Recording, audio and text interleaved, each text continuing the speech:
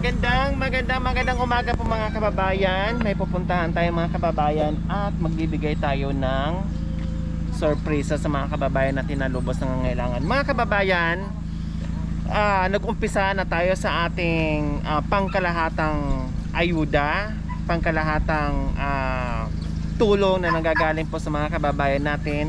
Kung ano po yung pinapadala ng tulong na mula sa ating mga sponsor ay ito ay ginagawa natin pangkalahatan po mga kababayan. No, dahil sa kagustuhan natin mapalawak ang ating pagtulong, palakihin yung ating pagbibigay ng tulong sa mga kababayan natin na lubos ng nangangailangan. Dahil po mga kababayan, yung ating Facebook page po mga kababayan at Messenger, no, sa dami po nagme-message sa atin araw-araw, sa kagustuhan namin na mabigyan din natin yung iba na hindi lamang po sa isang tao, sa dalawang tao, tatlong tao, kundi sa maraming pamilya. Para sa ganon, mabigyan din po natin ang mga ibang nangangailangan. Sa mga kababayan, dito na po tayo nag-start sa ating pangkalahatang ayuda.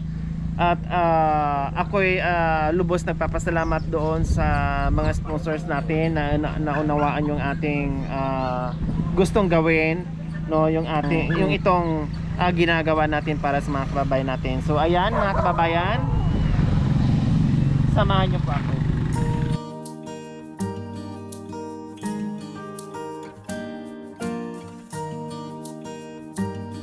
Magandang umaga. Ang kumagaling.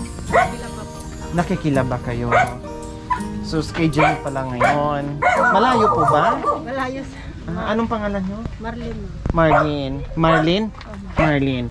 Ang trabaho nyo ay Nakikilaba. Bakit anong trabaho nila kay? Patay na. Patay na sila kay mo. Opo. Kailan pa? Matagal na. Matagal na panahon. Ilang anak ba meron si Ate Marilyn? 5, ma'am. 5. Ilang taon na yung panganay? 15, ma'am. 15. Tapos yung bunso? 1 po, ma'am. Isang. 1 year old pa lang. Matagal na namatay si Mister. Matagal na po. May anak kayong 1 year old. Mayroon. Mayroon kayong ibang asawa. Noon po, ma'am. Ha? Noon, ma'am. Noon. Pero Wala na rin. Namatay na rin. wala rin. Ha? Opo. Namatay din? Opo. Okay. Bali, yung pangalawa niyang asawa, nagkaroon kayo ng isang anak. 1 year old ngayon. So namatay din. Ano din ikinamatay nung unang lakay nyo? Hindi ko po alam. Hindi nyo alam kung anong ikinamatay? Nung pinanganak ko po yung maliit, umalis na rin po yung lalaki. Okay. Liwanagin natin ha. So, yung si mister nyo ay, yung unang mister nyo is namatay na, pero hindi namatay dito sa pamamahay nyo. Yung una ko pong mister po, Dito namatay. Hindi nyo alam kung ano ikinamatay, anong sakit sakit. niya po, hika. Hika. Okay, namatay sa hika yung unang asawa. So, yung pangalawang asawa, naghiwalay kayo, kasalukuyan binuntis niyo yung bunso nyo. And then umalis, na hindi nyo alam,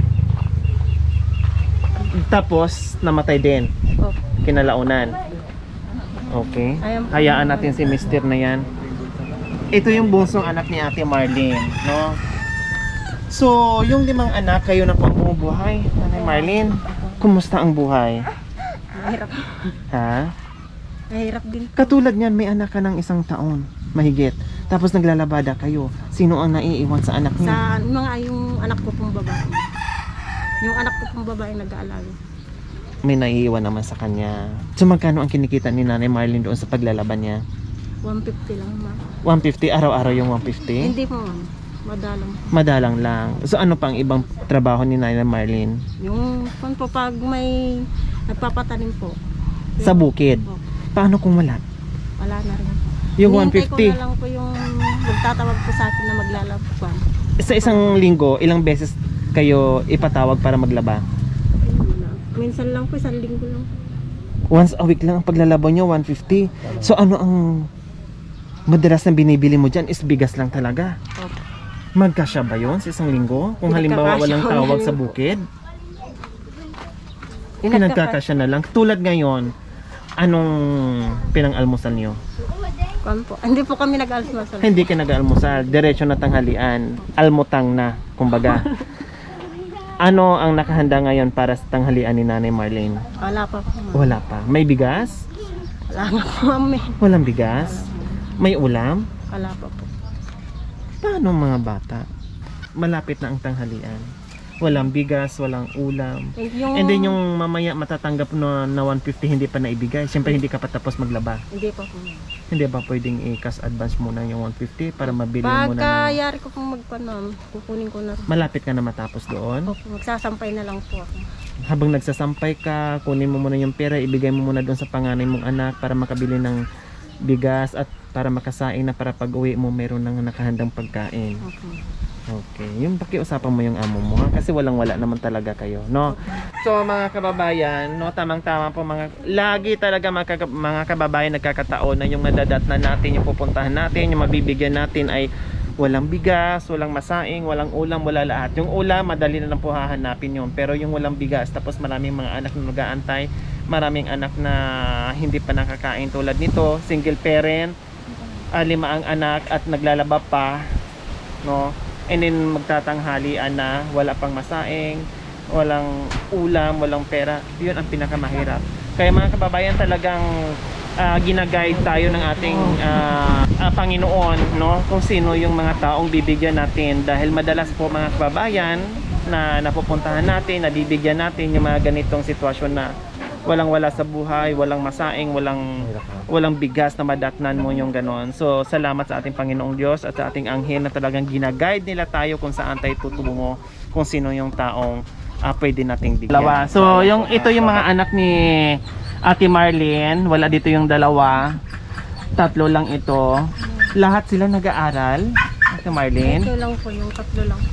Gaano ba kahirap, Ate Marlene, na yung 5 yung anak, nag-aaral sila, and then yung trabaho mo bukid or paglalabada, paano nakakayanan, paano nakapag-survive ang pamumuhay niya sa araw-araw, yung pangangailangan niya sa araw-araw? Yun lang po yung inaasahan ko ng labahan.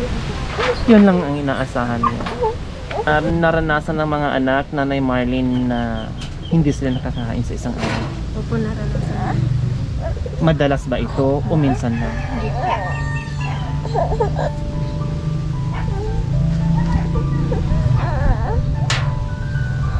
Ano sa pakiramdam na ni Marlene na yung sabi mo naranasan nila na hindi sila kumakain sa isang araw?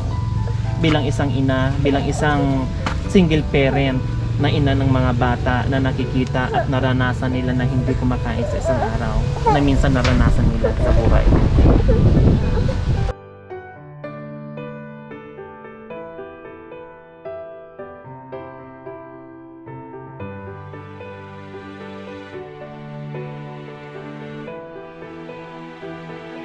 Nanay Marlene, pag nanghingi sila sa'yo, umiiyak sila? Umiiyak sila?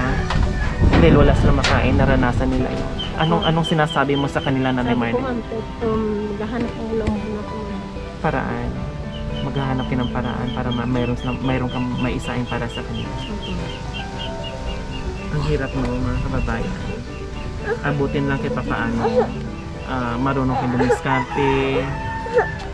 Nagbubukid kayo, naglalabada kayo para sa mga anak mo, no, Nanay Marlene. So bukod pa dyan, ano ang natutunan ni Nanay Marlene na ibang hanap buhay?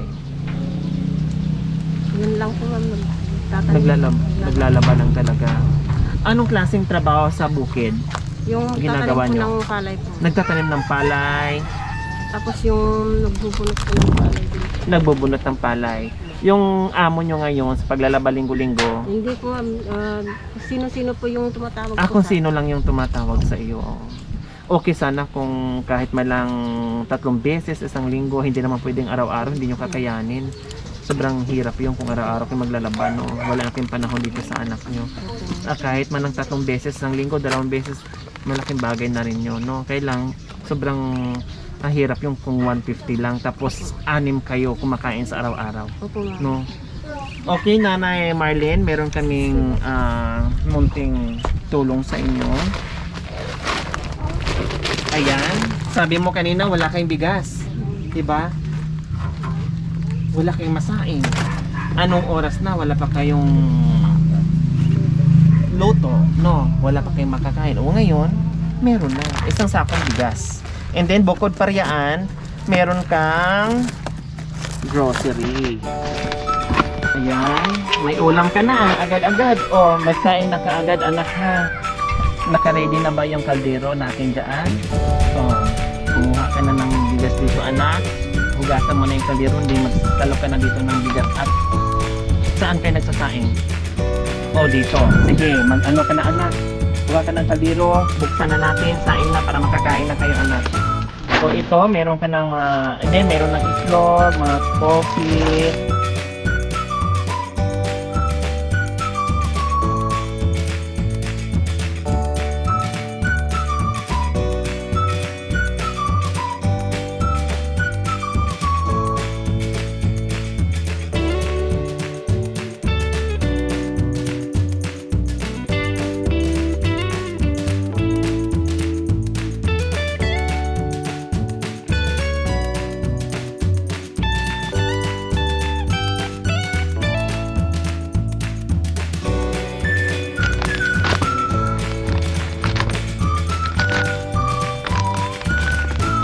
Ayan, sige na, magsalok, mag-ano ka na na.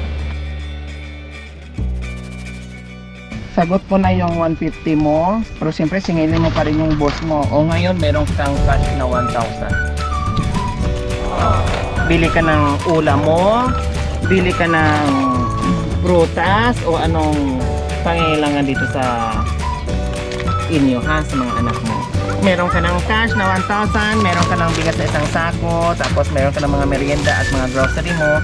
Ayan, may ulam ka na dito, magmiswa ka, may lagyan mo na to ng gulay, o meron ditong sardinas, igisa mo, ang sarap na kamatis ng katapat niyan, at may mga noodles ka na dyan. So ayan, maraming salamat po sa ating mga sponsor na napunta po doon sa ating general fund. So ito po yung mga kababayan, no? Sila Sir Douglas Aquino, Mami Jessica Eugenio, and Ma'am Nida Cacambra. So maraming salamat po sa inyong ginintoang puso na talagang wala kayong sawang tumulong at magmahal sa mga kababayan natin na talagang mula noon hanggang ngayon nandiyan po kayo, nakikiisa sa aking munting adikain. Maraming salamat po. Ito po yung sinasabi ko kanina, yung ating pangkalahatan na galing, yung mga tulong na nanggagaling po sa ating sponsor ay mapupunta po sa pangkalahatan na pundo para po sa pang-ayuda natin, no? Halimbawa, yung mga nagmi-message sa atin na iba't ibang klaseng may sakit, kapansanan, may mga yung hirap sa buhay, yung sala sa buhay, yung mga tulad nila at iba pa, no? Kung kaya nating magbigay ng mga panimulang negosyo sa mga nangangailangan na talagang marunong sa pagdating sa negosyo, bibigyan din po natin mga kababayan. Nawa ay marami pa tayong maliko, marami pa tayong pundo para mabigyan natin mga kababayan pangangailangan nila. So ayan, maraming salamat po muli kay Sir Douglas Aquino, Mami Jessica Eugenio, and Ma'am Nida Cacambra. Maraming salamat po. Mensahe mo sa sponsor natin. Salamat sa nagbigay po sa akin ng bigas. Salamat. Sir. Ayan, naiyak si Ate Marlene. Dahil hindi akalain, pero yung mga kababayan, naglaba pa siya doon. Anong oras na, wala pa silang bigas, walang masaing, walang ulam, walang pera. Aantayin pa niya mga kababayan matapos siya magsampay bago siya makatanggap ng 150 at yun ay ibibigay nyo rin na, ay bibili nyo rin ng bigas at ulam nyo. Ang hirap no mga kababayan. Kumbaga kahit gutom ka na pero kailangan mo mag-antay, kailangan mo pang tiisin yung gutom bago ka magkapera at bago ka makakain. Ganun po araw-araw, Ate Marlene. Hindi po, madalang po. Tawagin. Madalang lang yung ano nyo. So ibig sabihin, sabi nyo kanina, madalas nagugutuman yung mga bata. Kasi kayo lang inaasahan. Walang iba. Hindi man kayo sinwerte ng mister, no? Ng lakay nyo. Kasi namatay yung isa dahil doon sa sakit na hika. And then isa nagkaroon sa akin ng pangalawang asawa and then namatay din. Mag-asawa pa kayo uli? Hindi na. Patawas lang. So anong nanay ay anong nagluto ka na diyan, anak? Ay, paano ba to? So ayan po mga kababayan, nagsaing na sila kasi meron na silang masaing. Sige anak, ano.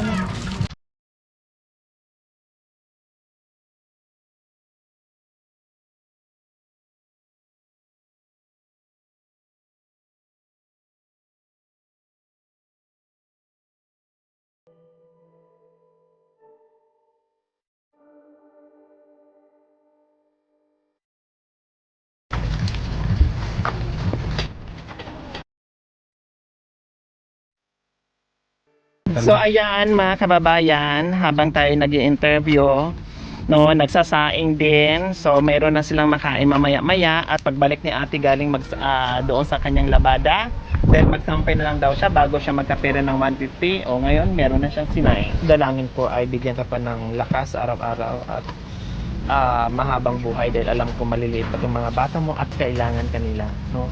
Ipagpatuloy lang, huwag lang mawalan ng pag-asa. Darating din ang panahon na ikaw ay magiging kahit pa paano guminhawa ang iyong buhay, no? At pagpasensyahan yung aming munting ayuda, ha? Okay. Sige, dito na kami. Sa mga kababayan, huwag niyo pong kalimutan paki-share and subscribe sa aking YouTube channel, Lori Aquino Terita. Maraming salamat po. God bless us all. Bye-bye!